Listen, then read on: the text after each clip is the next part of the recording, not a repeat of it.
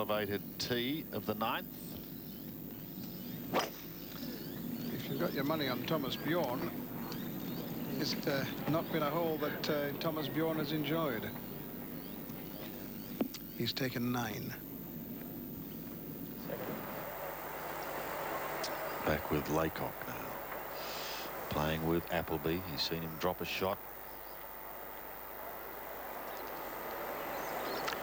Must admit, Sandy, his putting's become just a little tentative the last 3 holes. He was right at the beginning. He was putting very smoothly. Yesterday he putted beautifully, but a little bit. You often see it on the final day. Pressure of the occasion. Ball comes up short. Dell's at 9. 2-7.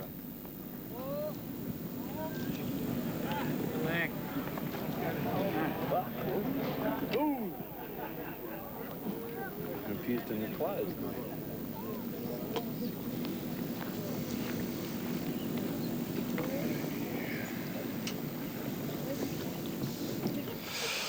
Here's a lovely shot of the 8th, the second of the par 3s on this grand layout.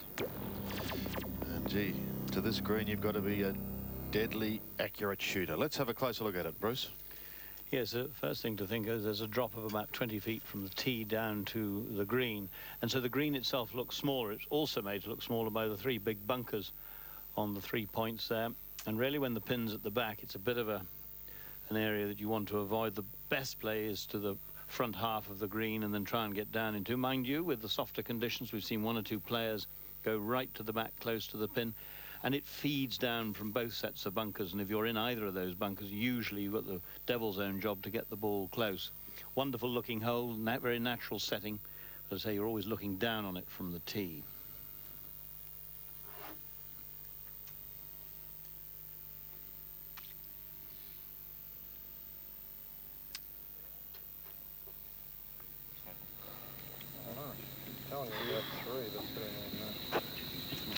Laycock and Appleby now both on 800 again. 2 shots cleared of Ogilvy. 5 in front of Pampling and Earls. And Laycock with the honour after he made par and Appleby took 5.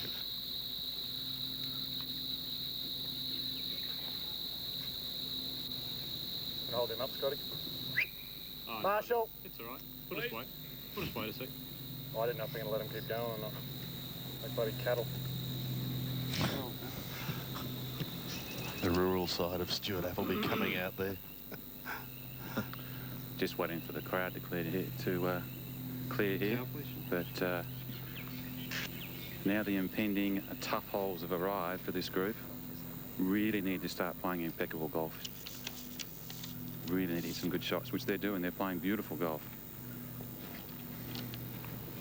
Appleby hasn't birdied this hole this week, but Laycock did have a birdie on day 1.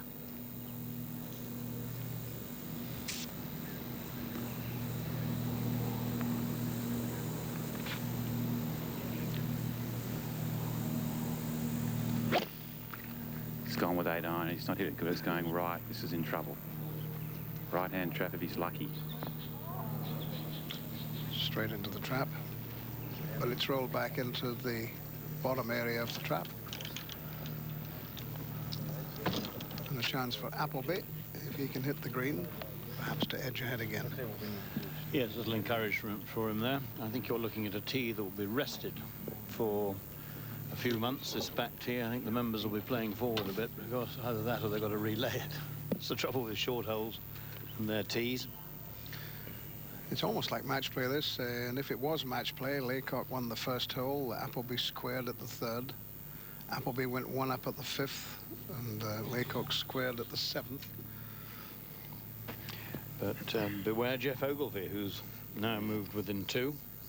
When I talk Stuart Appleby up at the last hole for his ability to get down, up and down over the last couple of days, Bruce, he misses one for me. It's always the way. Had a lot of back pins here on this front 9. This one on 25 metres. Still all the way downhill. It's adding a few metres to the hole. It's playing around the 160, but it'll still be 8 iron, as Lindsay said. Conditions perfectly still, very steamy around the ground today. Not a breath of wind, looking at the flags from our position, Pat, at the 18th absolutely hanging down on the flag poles. Well, it's like that here because we are in a real amphitheatre here at 8. Toss this one higher with an 8 iron. She's got to be pinpoint accurate. It's just out to the right now. It's got to hold on. It will hang on this time. We'll be very happy with that. It's a tough tee shot, this one. Ahead to 9. Els. 157 metres to the pin for his second shot. He's at 3 under. Well, Sandy, that's just 8 iron for Ernie, and because that flag just perched 5 metres over that water, it's a tough shot out of the rough and hard to get spin on. Oh, he's got some putt coming back down there. That's down the old waterfall. Under the face. On 10, Rod Pampling.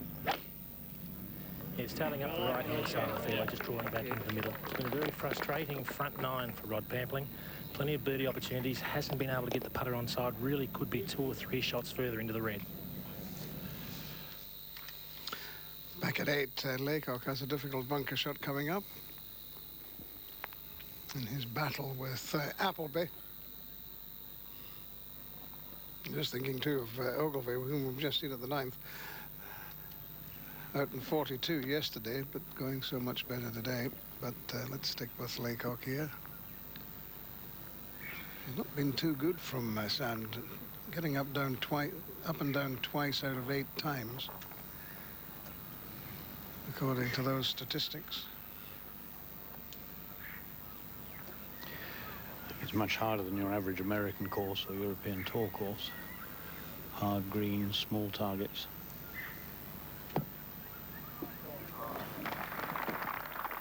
Played it well, as long as it stops.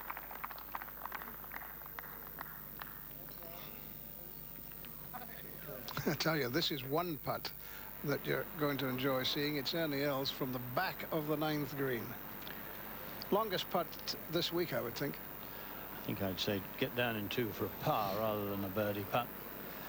Is it going to get round just short of a little pace?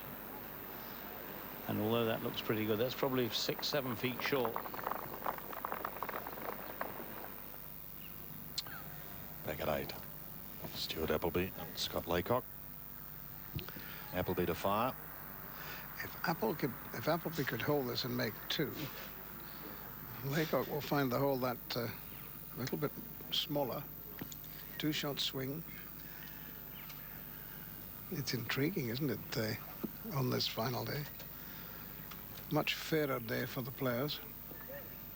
Yesterday was a very difficult afternoon for them, with the wind and the hard greens. Back to them in a moment. But firstly, Geoff Ogilvy to save par. Oh no, that's for birdie, and that is a birdie, and he's got to 7 under. 31 out after 42 yesterday. And what about 10 to 1 he was at start of play today? And when we looked at the sheet, we thought that was probably the best bet. This man was about even money. Appleby for 2 at 8.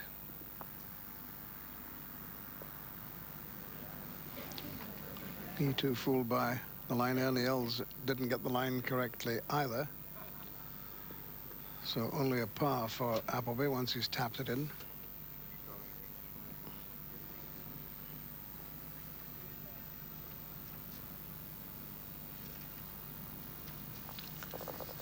He stays 8 under, and the putt for Laycock coming up to remain at 8 under to share the lead just 1 ahead of Ogilvy. Ogilvy out in 31 today, 11 better than yesterday. Els for par to remain at 3 under.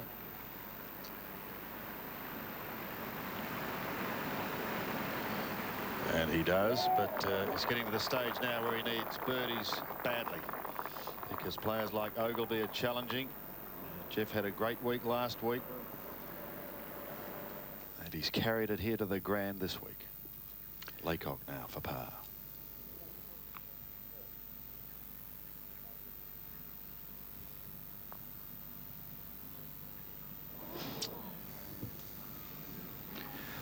Well, the last 2 holes of this pair have come back to their field a little bit.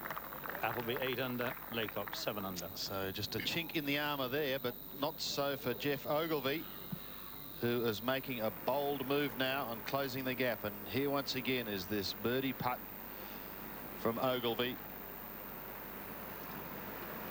This gets him to 7 under. And he's poised to strike with the back 9 to come. We're going to be in for a big finish. Well, the playoff holes are 10 and 18, should they be required. Ogilvy joins Laycock, 1 behind Appleby. Maybe it's a battle of the top 3. Ogilvy has had 16 birdies, 1 eagle, 6 bogeys, 1 double, and 1 triple over the 4 days. A round that could have been anything. It's just a 3-iron for Ogilvy down 10, trying to keep out of that right-hand trap, which is at 230. Lay up safely in the middle, and an excellent opportunity to a nice chip to the green. Yeah, it's good position that, Geoff, to attack the middle right pin position up on the hill at 10. Sharing second spot is Scott Laycock with Appleby at 9. An absorbing battle going on out here now with these players, and this is hugging the left-hand side. They're on a good line, good shot. This nice line into the flag. Yeah, good tee shot there. Of course, after yesterday, which this hole caused him some problems. Excellent tee shot. To 10. Ernie Els. 1 over for the day.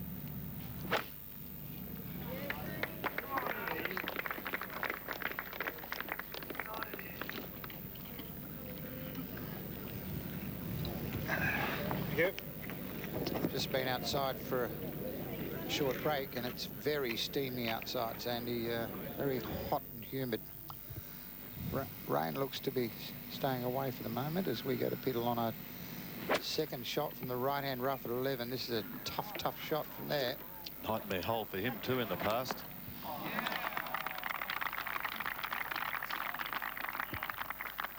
I think I'm right in saying it's the first time he hasn't been in the water, and that's why he's got his hands in the air. He's come up short in the creek each day.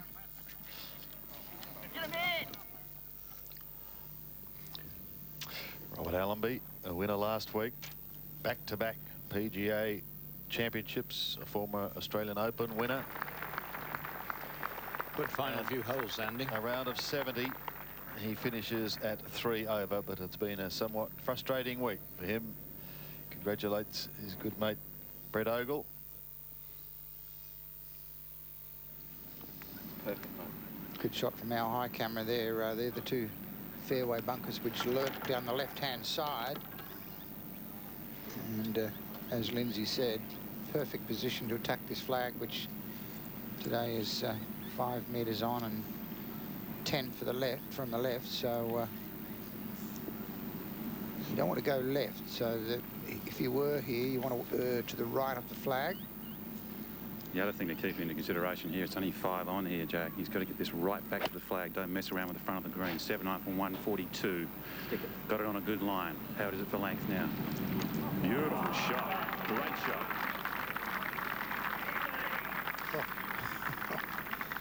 Brilliant shot. I must say, I like the look of Scott Laycock. He's matured so well up in Japan. He looks totally in control of his emotions.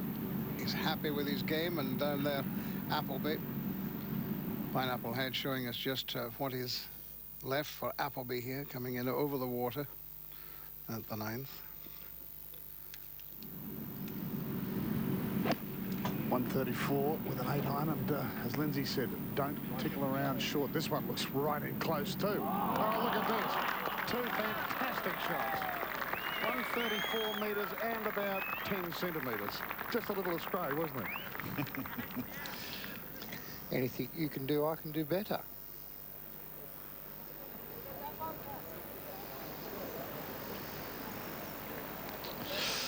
Well, nothing like them having a head-to-head battle, but don't forget Geoff Ogilvy. And premium shot, and it is a beauty too.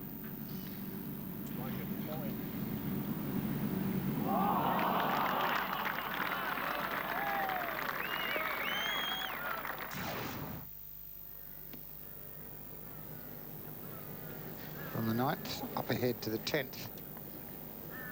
this demanding little par 4 with the tough green. Ells trying to get a feel for what breeze, if any, there is out there, because judgment at a premium here. 104 to go, as you can see. 15 metres on and 5 from the right, so he'd like to leave this underneath the hole, putting up the slope for a birdie. Jack, I can tell you there's hardly any breeze out here now, and 104 with a wedge. To leave it under the hole here is going to be absolutely sensational if he can, because there's so little room. It was good from down on the fairway. It's right over the stick. Oh, how good was that?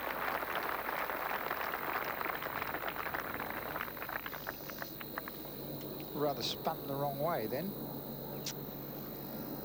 Instead of sucking straight back, it put a bit of a leg break on it.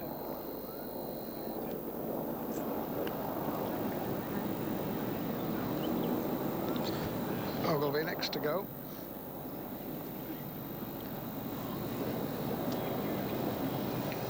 As I said at the start, if he were a race, then he can put an inquiry into his performance.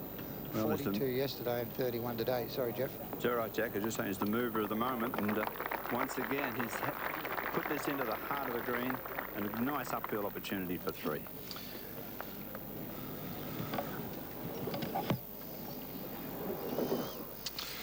Look at these galleries.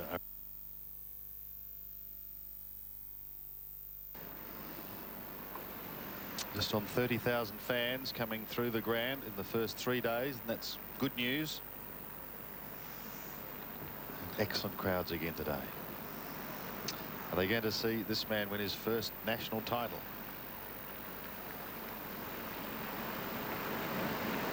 Or will Geoff Ogilvy break through for the biggest 4 days in his career?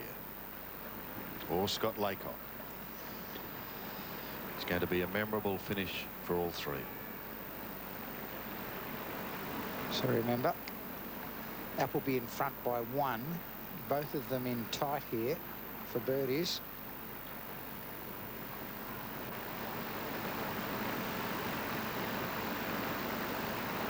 It's a great 3. Great 3 on a hole which has caused its fair share of problems, the 9th. Thomas beyond, not least of them, with a 9 a little earlier.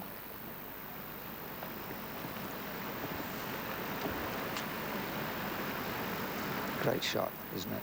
And the aerator there, quite often used to stop the lake stagnating. I think they're a great invention. Not too bad to look at either.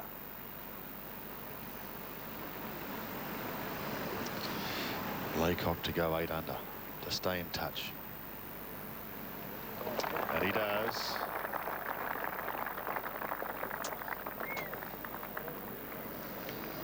So it looks like a 3-horse race now. Those birdies just putting a bit of gap in the rest of the field, apart from Geoff Ogilvy. Here's Peter Lonard, having got over 11. Well, he took a double bogey 6 here yesterday. It would have been nice if he'd made 3 today, but he's going to make 4, hopefully. And stay at 3 under. Not only a battle royal in the professional ranks, but a great struggle in the amateur ranks, with Chris Campbell shooting a 69. And the news is that James Niddies has had a 7 at 10. So Campbell has finished at +3 for the championship. Niddies is still out there, but he is at +4. We'll take a break. More shortly on 7 from the Grand. Ogilvy is putting here at the 10th, full of 3. Ogilvy, he went through the turn in 31. Didn't quite get the line on this occasion, but he'll stay at 7 under, just 2 off the pace. Tell you what, Renton, he'd take his last 8 holes now from yesterday, walk straight to the clubhouse and collect the trophy. 5 under through the last 8 holes last night.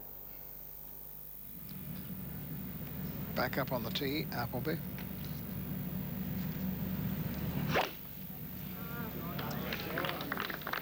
Been a good hole for Appleby the last couple of days, in round 2 and 3. He made birdies here. parted on day one. Well, even better news for Els. This would be 4 straight threes at the 10th if he got this in.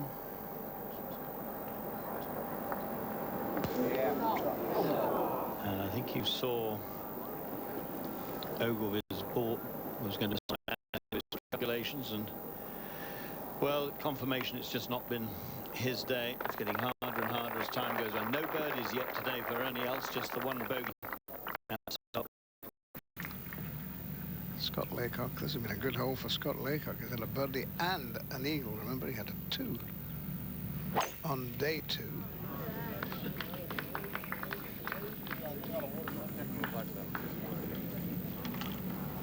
No problems for Laycock off the tee.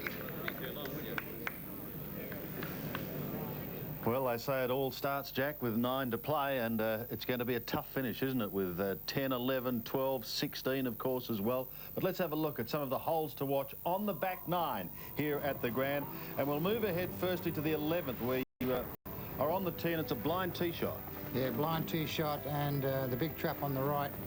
If you can, try and take it over the right edge, or try and hit a cut shot back into the slope, but even that shot doesn't seem to work because everything kicks into the left rough, and then really it depends on what sort of lie you have over the creek, which surrounds the green right, front and left, and a pin today right in that back left corner. Scott Laycock's had trouble on 11 the last couple of them. You've got several options off the tee. Yeah, well, it's a par 5 of only 472 metres, which by modern day standards is not long, but if you can get yourself down the left side, you can get the gap between that tree and the major trees on the left. If not, you've got to bring it in from right to left or take it up over the top. Made more difficult, of course, by the water being in front of the green, and one place you don't want to be is in the back trap. Stuart Appleby knows it well. He had an 8 there on day 1. The 17th, the shortish par 5. Yeah, well, this is another hole that's got a tree in the line you want to take for your second.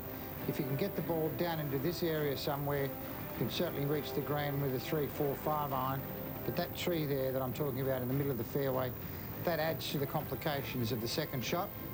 And of course, the water in front and a tough pin to get at today with it being so short and right. Just 3 of the holes to watch on the back 9 here at the Grand. It would probably appear that it could well be a 3-horse race at the moment. Have you got a gut feeling? Look, I thought at the start of the day you'd probably have to go with Appleby because of his experience. I'm very impressed with Scott Laycock. His timing has not changed one iota. And the other one, of course, Geoff Ogilvy's on the move, and that's always a good sign. He's going in the right direction.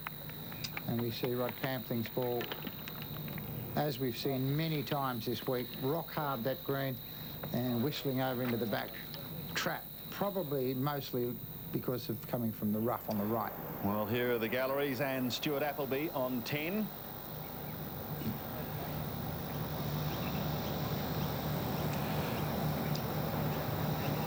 Now, he's just come off a birdie at 9, so I think he'd dearly like to really strike one up next to the stick here and say, over to you, Mr. Laycock. This will be one of the playoff holes, if it is required. It's given up 10 birdies to this stage today. Going to the narrowest part of the green, Sandy. Has to be radar-like accuracy here, just over the bunker. This looks great again. That second up, they're 2 of the best shots you'll see. 9 and 10, Appleby's on fire.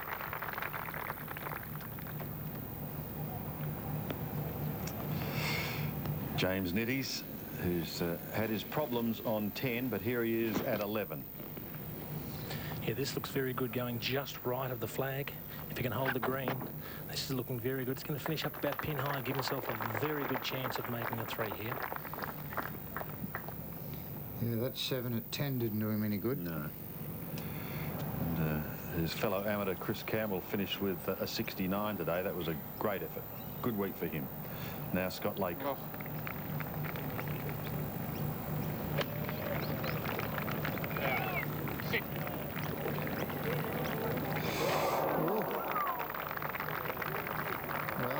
Stopped yet. Trickling all the way back down. It was about 5 centimetres from going in the bunker. Now he's got a good birdie chance, albeit that it's a difficult putt. So there are the top three, and that's what it appears to be, a battle with Appleby, Laycock and Ogilvy. Appleby by 1 from Laycock, a further stroke to Ogilvy. If you've just joined our coverage, stay with us because it's going to be a dogfight to the end. Earls and Pampling chasing them home at 3 under. Green and Lonard at 2 under. Stephen Leaney, good day for him today. He is at 1 under par as we take a break from the Grand.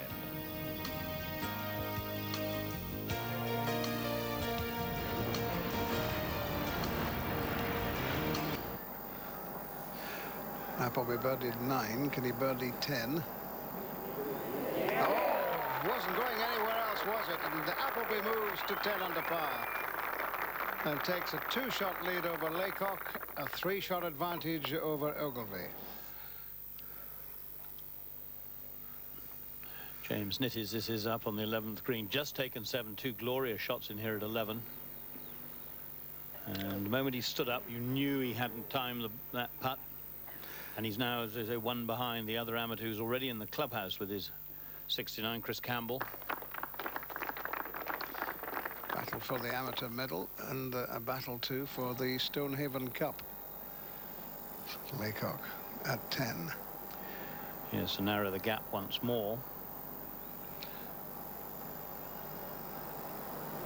Well done, well done. Bit tough though, go 3-3 and make no ground. I tell you, that may be a very important hole for him. It's very nearly in the bunker through the green, stopped just short of it and then spun back onto the putting surface. Pampling for his par at 11.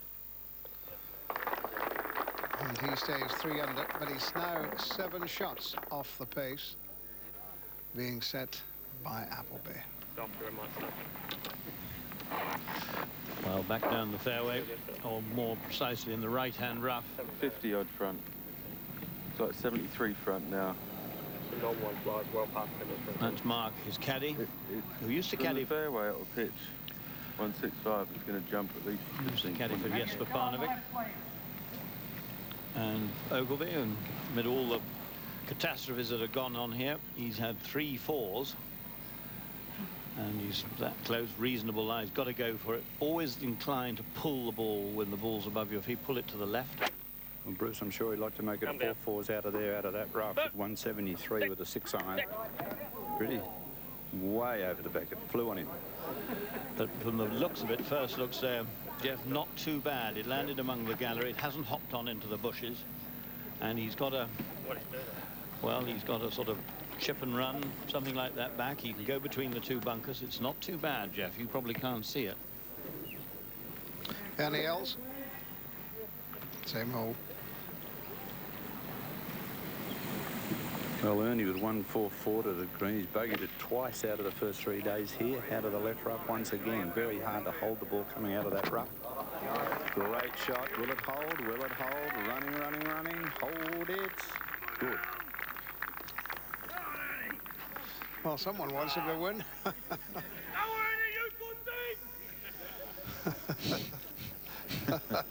He finds it amusing. A little bit of Afrikaans coming in there, Sandy.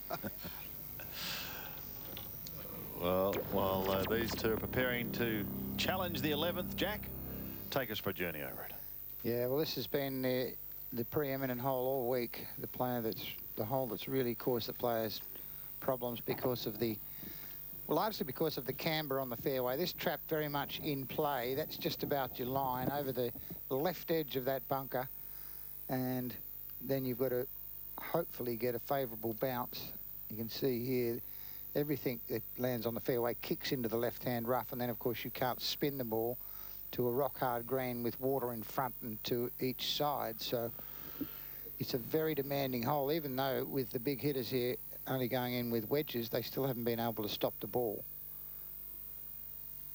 And the slope a little bit from back to front and left to right, particularly in that back section of the green. You can see the arrows dragging the golf balls towards that back bunker. 4.71, first day 4.96, yesterday 4.8. Has been a par 5 for the members, but converted to a 4 for this championship. Just 2 birdies. Stuart Appleby has parred at every day. Laycock has bogeyed it for the last 2 days.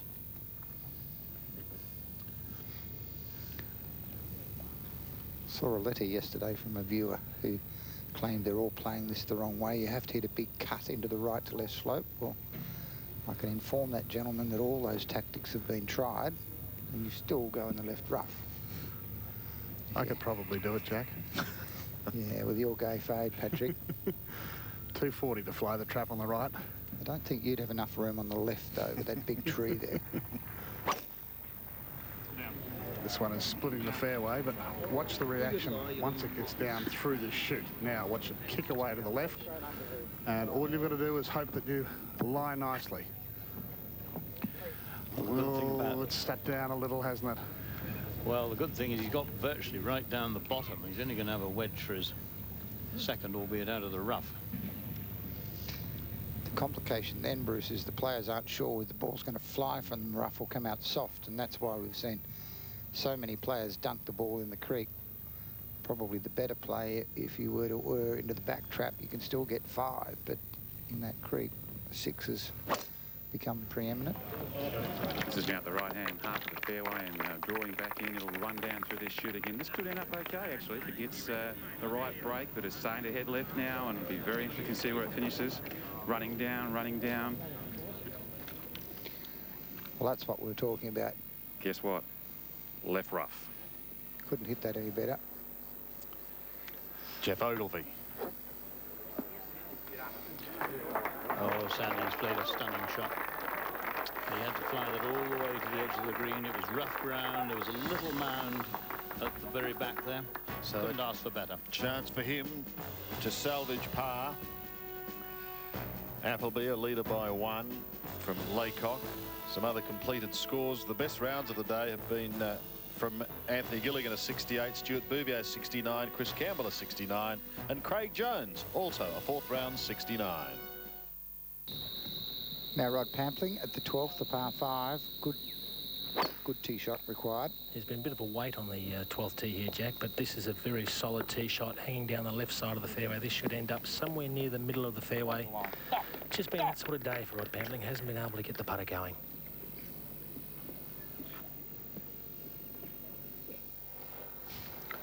Here's Ogilvy. And this would be some up and down at this stage of the tournament. Well done. Well done. So important. Momentum, impetus, those sort of things at the moment. A drop shot then would be a real showstopper. James Nitties. Ooh, a little bit of body English there suggesting the ball's gone left. Well, kind kick. Extremely kind kick. Seen that a lot, Jack, haven't we, up that left-hand side? Scott Laycock looking down 11. Doesn't look that good a lie. You can only just see the top of the ball. It's not too bad, Jack. I had a look at it. Tough shot. There's the water that embraces the front of the screen. He's got to obviously get over that, but and then try and pull it up. Now he's got it on a pretty good line. It will pull up, I believe. Should be okay. Yeah, not bad. Good effort. And he only pitched that, what, 18 inches? Probably a yard and a half, metre and a half on the green. Also on 11, the ball of Stuart Appleby, and that's what lies ahead of him. Yeah, I think the graphic there showing quite clearly that the line isn't straight at the flag. Yeah. You need to put this in the fat part of the green, particularly because he's not coming from the fairway. And that certainly doesn't look to be a good lie at all. Grass gets between the ball and the club face, and of course the juices in the grass reduce the amount of spin. Jack, I've been up there and had a look at it as well. As Lindsay said, Scott definitely had the better of the 2 lies. This one's sitting down 114 metres. Vicious, vicious pin over on the left-hand side. To finish somewhere near Scott Laycock's would be ideal. Now, this is headed pin high. Now it's got to stop. Oh, look, this is just a masterful shot. A masterful shot. That could be the shot of the day.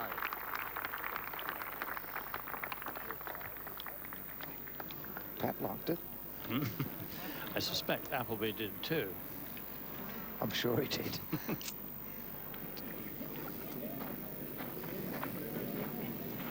Brett Rumford is a couple over for the day, playing with Thomas Bjorn.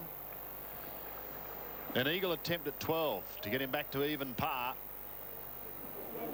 And makes it a fine putt from Brett Rumford. Well, he dropped a shot at the 11th, so that's got more than got that shot back. These are the exciting young names of the future. Rumford, James Nitties.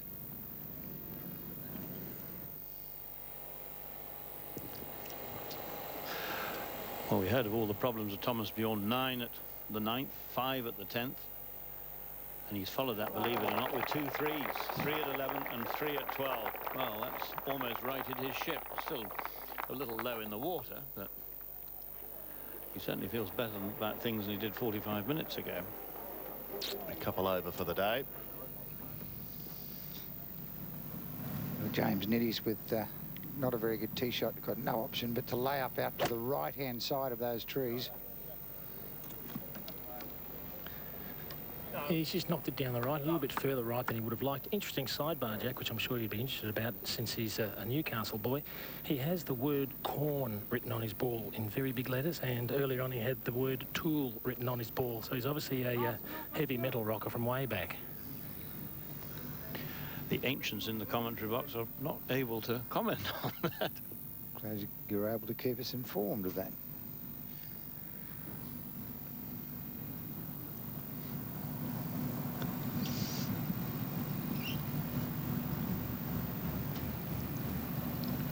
Pampling can certainly reach this green. What line will he take is the question. So unfortunately, Jack, someone just opened a can of VB in the audience and he had to back off. Well, it's good VB weather.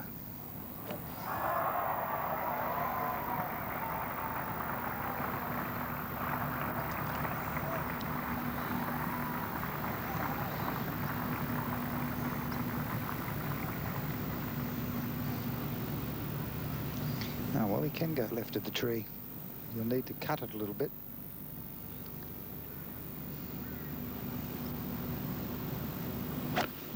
From 207 metres, just starting a little right at the stick, heading towards the right edge of the green.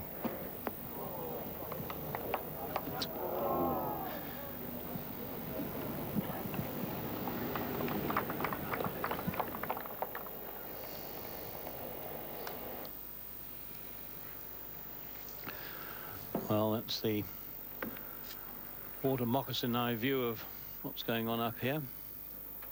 And first to putt is going to be Scott Laycock. Yet another birdie. He's had 2 at the last 2. Hasn't done him any good, at least as regards his contest with Stuart Appleby. And of course, the more these two keep pouring in the birdies, the more puts distance between them and the rest.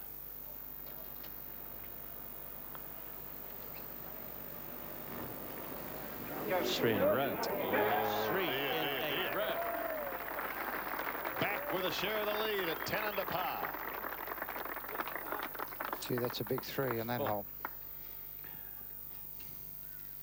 And then add in 4th round, final day. It's for a half.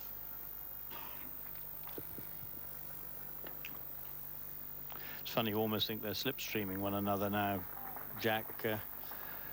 And of course, the closer to the winning line you get and the bigger the gap between them and the rest, the more they do start keeping an eye. Point you raised earlier on. Well, they've made birdies on top of one another at 9 and 10, and Laycock's already provided third part of the equation. Can Stuart Appleby knock this in for them to have the same score of birdie on successive holes? I think he may just be waiting for the 12th tee to clear here, which is just across the way. Let the group over the other side drive.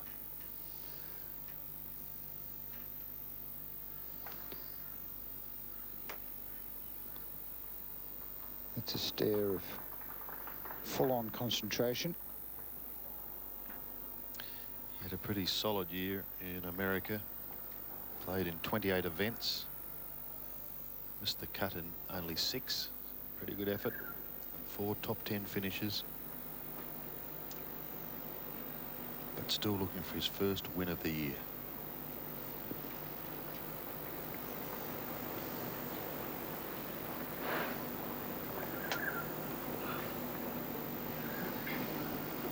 can't get settled, and that often suggests that he's not comfortable about the line he selected. There's two schools of thought there. Let your first judgment be the one you go with, but if you can't make yourself hit it on that line, the best thing to do is walk away like he's done, reprogram the computer and start again.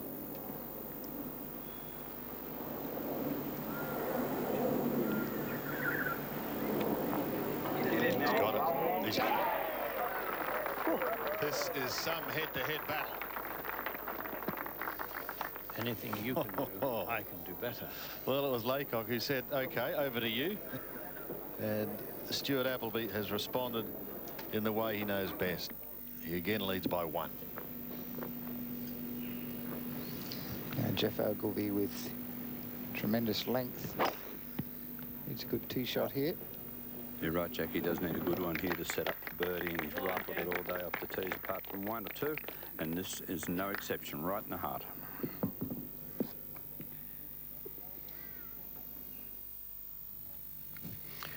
James is at the 12th third shot. Remember, he had to lay up, having hit it into the trees and come out sideways. But it is a par 5, remember, and many a 4 made from up there. I suspect on this occasion as well.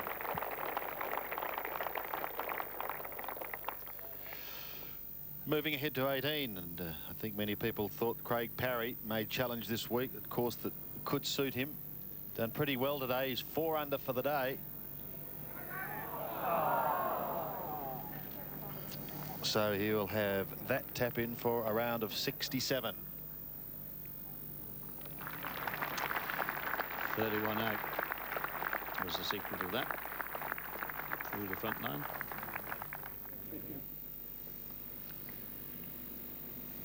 Now back to the 12th, Ernie Els with his tee shot.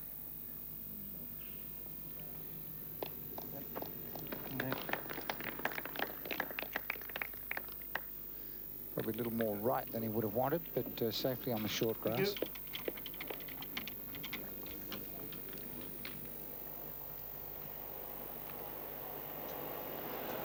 Rod Pampling, 3rd shot.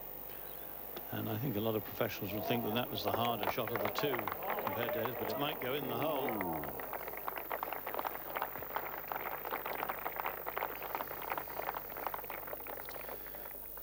Been some great shot making so far today, and look at these putts in the Hahn Premium Light shots.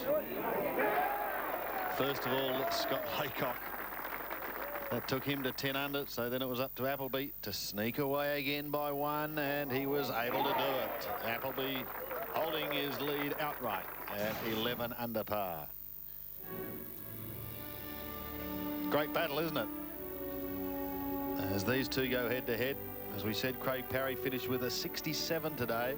That is the best completed round for the day. Anthony Gilligan, a 68. Craig Jones, Chris Campbell, Stuart Bouvier, 69s. Number of players under par today. Brad Kennedy, a 70. Michael Long and Robert Allenby. Last week's PGA winner also a round of 70 today. A break from the Grand and more shortly in our coverage of the Holden Australian Open. Almost in position A off the tee. He can go down the left side of the green. Maybe a hint of fade about this. Ball fractionally below his feet, and he's pulled it. He's double-crossed that, Bruce. Tried to fade it through the air and, of course, double-crossed it and pulled it way left in big trouble. Water. Well, the problem is there it is in water. What does he do now? Where does he drop it? That's a huge mistake. Els. Also on 12.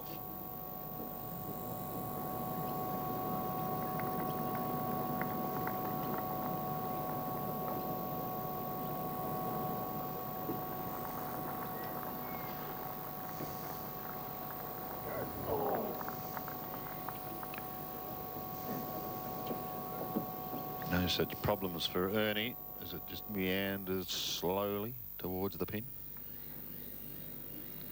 On the tee, Stuart Appleby. I think that they may have realised, Sandy, that their nearest challenger is in a bit of trouble because they've been standing on this tee, and this is another great tee shot from Stewart. Although it's out to the right, it's going to make it an interesting second shot. He's going to have to hit a big cut around the trees. He'll have a shot from just over 200 metres. Well, as he heads down the 12, Jack, we should take a journey down it as well. And the fairway trees have been the talking point of 12 all this week. Yeah, well, it's not a short, it's not a long par 5, rather, at 472 metres. So the question is, where do you want to attack this hole from? Ideally, if you can get up the left side, you get a clear shot through to the left of these trees, which pretty much block your line to the green out. Either that or you've got to get it right over on the right-hand side, and then complicated by the fact that the water in front of the green and then the creek up to the left of it, which Geoff Ogilvy has found. 21 metres long, but quite a sloping green from back to front.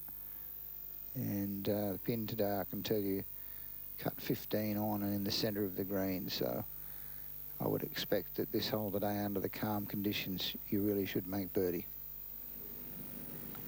Laycock on the tee.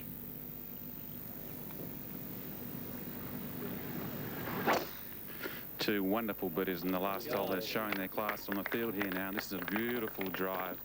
This will follow Stuart Appleby's line, and he's going to have an interesting shot in here too. Yeah, well, if you were Scott Laycock trying to chase Stuart Appleby and you made 3 birdies in a row and hadn't made any ground, you'd be a bit disappointed, I would have thought, through that stretch of holes. Yeah, absolutely.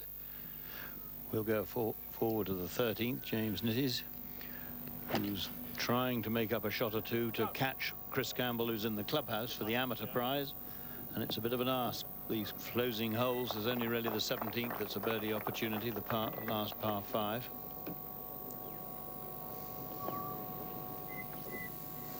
This is Peter Lonard. Birdie attempt at 14. Unable to get it to 4 under. Yeah, he got 3 birdies in a succession early on, and one suspected that he might really keep that momentum going, but he's just stalled. He's playing his 4th shot to the 12th. Well, they've made him drop it on the other side, Sandy. That's what all the argument was about. Well, that's his 4th, Jack, and they've been arguing about where to hit it from, and this has got to go. Water. I can go again from here. Yep.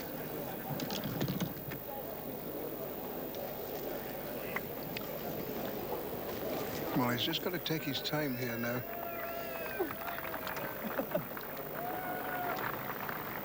Sixth shot for Geoff Ogilvy.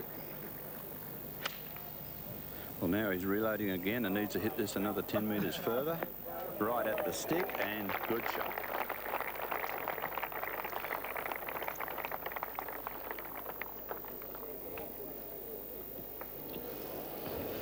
A number of visitors here this week. One is Charles Howell III. An eagle opportunity at 17. Chance for him to get into red figures one way or the other, and it will be via a birdie. Takes him to 4 under for the round as we go to James Nitties. Birdie putt up the slope at 13.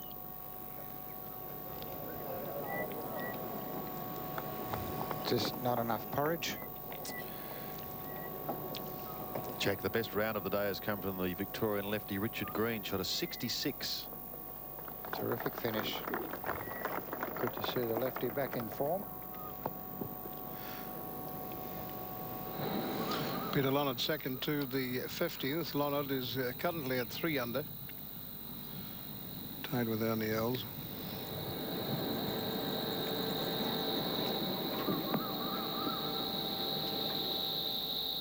So he's got that for his par. Well, delays are plenty, and there's Stuart Appleby, Lindsay, who's been following this group, and Scotty Laycock. One of these players you would imagine is going to win this event, and the other one's going to finish second, unless something extraordinary happens. Yeah, well, you'd have to think that this fella, Geoff Ogilvy, has lost his chance by tugging that second left here. He's going to go for 7 or 8 unless he makes this.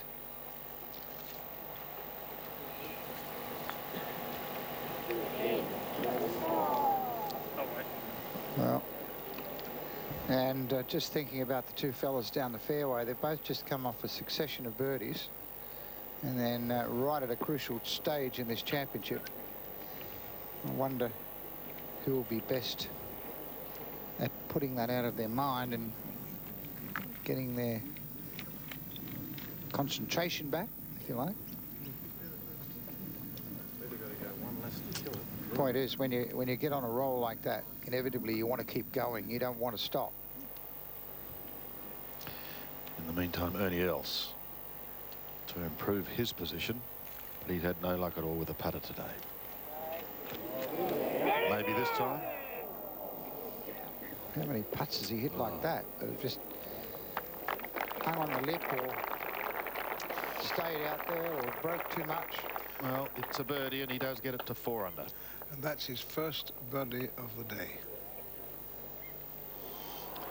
This for 8. Ogilvy for 8.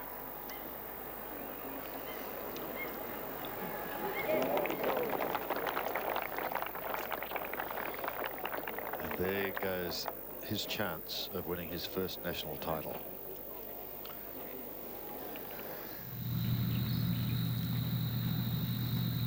James Neddies at this par 3 14th, quite exposed section of the course, and over the first 3 days the wind has played havoc with them. Left-hand bunker, not such a bad miss. Not what he had in mind, of course. Peter Lonard, but he's putting for par. 15. We understand it's now for a birdie, but that's a par now. So Lonard stays at 3 under, 1 behind Els, Ogilvy and Pampling, but 7 behind Laycock and 8 behind the leader on screen now, Stuart Appleby. Yes, well, Renton, it seems like an eternity, doesn't it? We've been waiting here a long, long time. Now, whether the troubles of Ogilvy have convinced Stewie to take it down the right-hand side and play it safe, and that's exactly what he's done, because he's moved the crowd. He's only 203. When I say only 203, that's certainly within his range of getting it home. But from this part of the fairway, it's a very risky shot. Big cut around the trees. He's decided not to play that. Well, he's really tossing up. I mean, we've been here so long, and now he's moved back and forth to this bag 3 times. What I can tell you is a little bit of general interest that the car park at Carrara, the park and ride station, is full. So there's a very, very big crowd out here now, and they're loving every minute of this, and what is almost certainly now a head-to-head duel.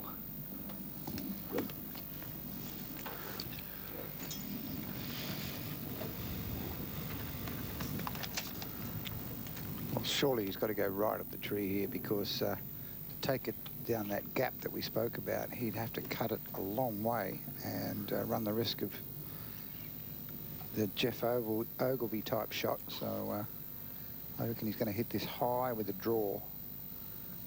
Yes, that's where he's aiming, Jack. 4 iron. He's got just a touch thin. He's flirting with the trees. Now, this might get lucky if it can sling around off this bank. Oh. Oh. That's another great shot. Very well thought out shot in the end, but he knows he caught it a bit thin and it whistled through that gum. But a good miss, as they say. Pressure on Laycock.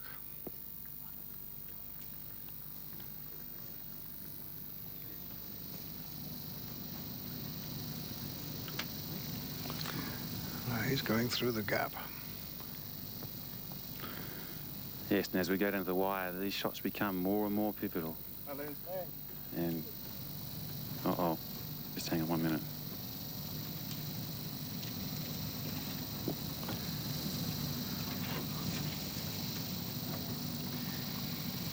Yeah, now he's got a metal wood in his hand, and some of these guys may have a 5 metal in their bags. So probably an ideal club, 4 or 5 metal.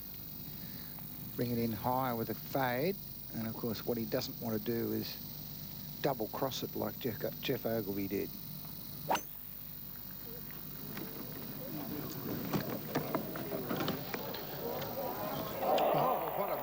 shot from Laycock. An even better one than Stuart Appleby. My goodness, these two players are playing so well. It's going to be a shame at the end of the day that one of them is going to have to lose. Nitties. Bunker at 14. Currently tied with Campbell in the race for amateur honours, both at 3 over. Good shot. Charles Howell, second shot to the 18th, just coming off a birdie at 17. Howell, who's currently 1 under par. One of only 11 players under par coming to the end of this year's championship. Chance of a birdie at the last for the American. Richard Green has the best round of the day. Fine round of 66 to get him into the red numbers. 67 from Craig Parry, but the story is at the very top. Stuart Appleby and Scott Laycock, shot for shot, as they battle it out for national honours. Appleby by 1 at the moment as they play 12. Geoff Ogilvy has seen his chances slip by. Richard Green, as we've seen, a big round today. Craig Parry also. An excellent final round. Still wide open. It's going to go right down to the wire. You'll see it here on 7 when we return.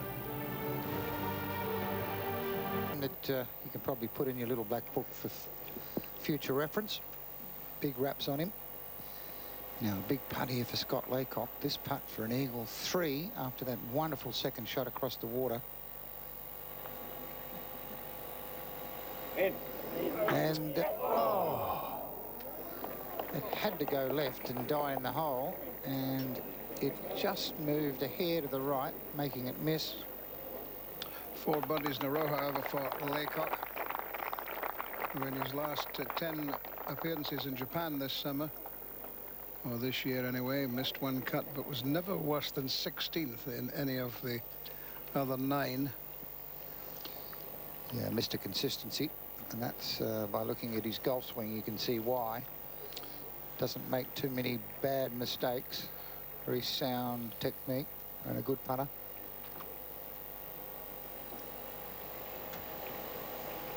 Four birdies in a row, 2 for Stuart Appleby as he moves to 12 under.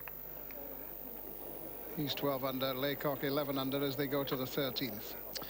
Well, Ernie Els has this putt to go 5 under. Geez, due to get one in a minute, isn't he? Yes, he is. They tried to get away, didn't it? Oh, dear. I'm glad the hole was there. 2 birdies in a row for Henley all of a sudden.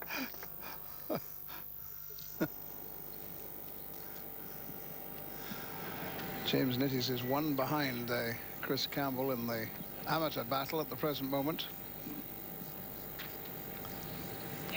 He's just coming off a bogey at 14 now, has 115 metres in. A little bit indecisive about the shot. There's barely a breath of air here.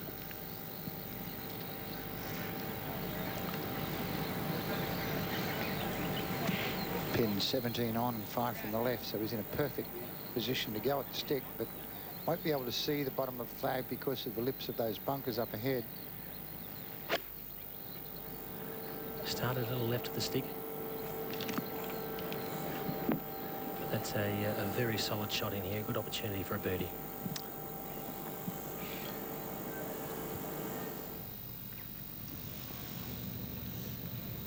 Down to the tee at the 13th in this battle for the title between, well, the 2 players now in this group, Appleby and Laycock. Fantastic golf they're playing. Stuart Appleby 5 under for the round, Laycock 4 under, and they're coming off 4 birdies in succession, each of them. Trees in the middle of the fairway here. He's got to take them, this golf ball, left and hope for the camber on the fairway to kick the ball back to the right. Appleby's birdied this hole on 2 previous occasions. Laycock has parred it in all 3 rounds. So judging from the statistics, Appleby has the edge at this particular hole. We were talking about the consistency of Scott Laycock. Up in Japan, he was 3rd in greens in regulation. So he doesn't make too many mistakes. Yeah, something I think he epitomises, which Stuart Appleby said yesterday, or actually on Friday. He said his arms and his body weren't in sync, and I think what this fella does, Scott Laycock, very much epitomised that. Just watch, there's no differentiation. The arms work with the body as it turns through the shot.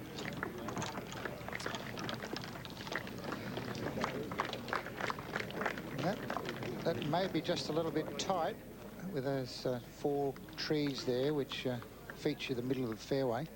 Pin today at 13 on 22, 9 from the left, is ahead at 14, Ernie Els. Not been a good hold for Ernie at 14. A couple of bogeys already this week. I don't think he's been on the green yet, Brenton. He's been in the bunker a couple of times, and then he's lost it to the right the other time. Oh, no, he's found the dance floor. Ogilvy now on 14.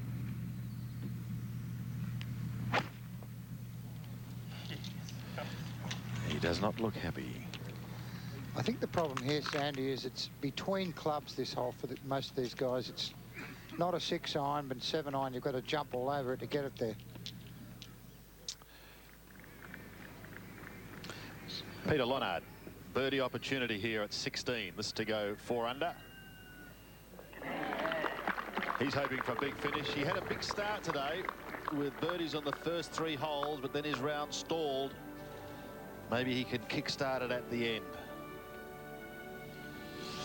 There is our leader, Stuart Appleby. He leads by 1 from Scott Laycock. And it's out of those 2 for national honours.